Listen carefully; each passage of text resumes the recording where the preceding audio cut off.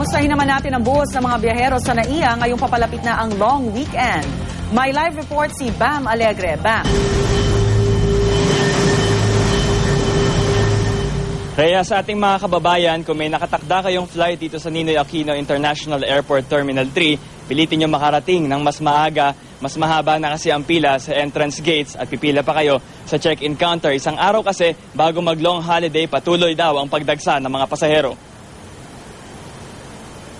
Sa ngayon, wala pa rin nakakanselang biyahe sa Terminal 3 dahil sa bagyong Ophel. Pero patuloy daw nilang tinatansya ang panahon.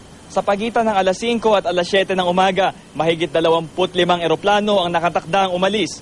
May 3 biyahe sa General Santos, Cebu at Katiklan sa Boracay.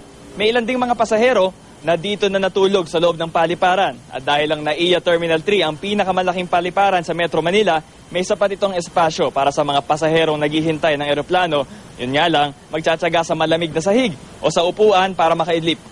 Taon-taon, 13 million ang carrying capacity ng Terminal 3. Ayon sa ilang empleyado, dadami pa raw ang mga pasahero dahil 2 entrance gate pa lang ang nakabukas, may isa pang nakasara sa ngayon.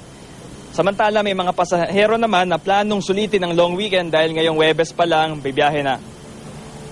Kaya ilang paalala muli, bawal pa rin ang liquids, aerosols at gases sa loob ng eroplano. Pero bawat pasahero may allowance na 100 ml o 3 ounce. Meron din konsiderasyon kung ang dala ay gamot o baby food. At paulit-ulit din nating pinapaalalahanan ng publiko, bawal ang anumang uri ng biro na may kaugnayan sa bomba o yung mga bomb joke.